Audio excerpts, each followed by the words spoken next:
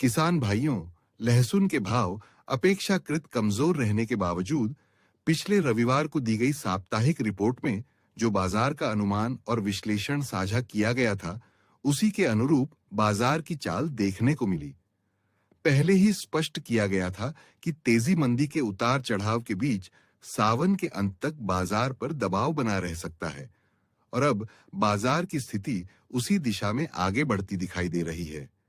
यदि आप लगातार दी जाने वाली जानकारी को शुरू से अंत तक ध्यानपूर्वक समझते हैं, तो बाजार के बनने वाले समीकरण और उसके अनुसार भाव की चाल को देखकर स्वयं यह अनुभव कर सकते हैं कि सही विश्लेषण किस प्रकार निर्णय लेने में मदद करता है।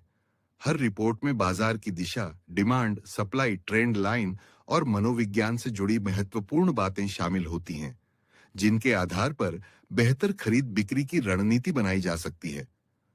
आज भी बहुत से लोग यह मानते हैं कि आने वाले दिनों में लहसुन के भाव का अनुमान लगाना संभव नहीं है, लेकिन हमारा प्रयास हमेशा यही रहा है कि बाजार में बनने वाले समीकरणों का विश्लेषण करके संभावित तेजी और मंदी की जानकारी समय रहते आप तक पहुंचाई जाए।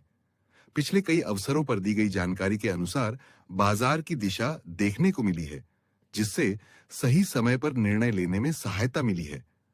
यदि आपको भी यह विश्लेषण उपयोगी लगता है और आप बाजार की चाल को पहले से समझकर लाभदायक निर्णय लेना चाहते हैं, तो प्रीमियम ग्रुप से जुड़कर विस्तृत रिपोर्ट, ट्रेंड लाइन विश्लेषण और तेजी मंदी से जुड़ी सभी महत्वपूर्ण जानकारी प्राप्त कर सकते हैं।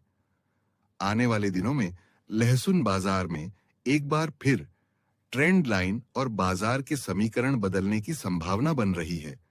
ऐसे समय में बिना स्पष्ट विश्लेषण के निर्णय लेना जोखिम भरा हो सकता है। इसलिए पूरी जानकारी और गहन विश्लेषण के आधार पर ही खरीद बिक्री का निर्णय लें।